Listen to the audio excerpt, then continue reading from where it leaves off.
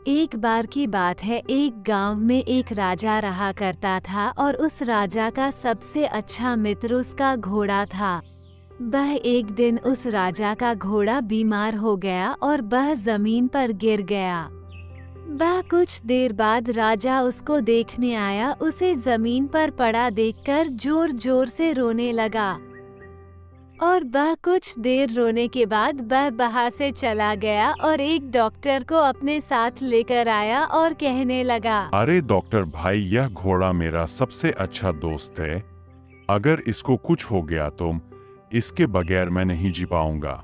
अरे राजा साहब, अभी इसकी हालत बहुत ख़राब है। मैं आपको कुछ दवाइयाँ देता हूँ, आप इनको टाइम से खिला देना। अगर 10 दिन के अंदर यह सीधा नहीं हुआ तो आप इसको तड़पने से अच्छा जान से मार देना।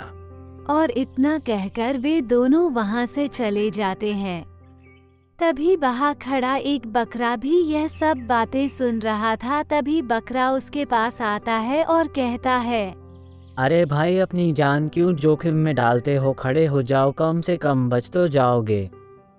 और इतना कहकर वह बकरा भी वहां से चला जाता है। वह बकरा उसे हर रोज यही कहता था, लेकिन वो घोड़ा उठकर सीधा नहीं होता था और हर रोज उसका मालिक भी उसे देखकर चला जाता था।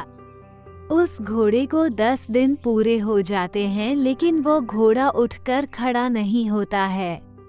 वह 10वें दिन वह बकरा फिर उस घोड़े के पास आता है और फिर उससे वही बात कहता है और वह काफी समझाने के बाद वो घोड़ा उठकर खड़ा हो जाता है और काफी कूदने लगता है। तभी वह राजा उसे देखने के लिए आता है और वह उसे उछलता हुआ देखकर काफी खुश हो जाता है और वह नाचने लगता है।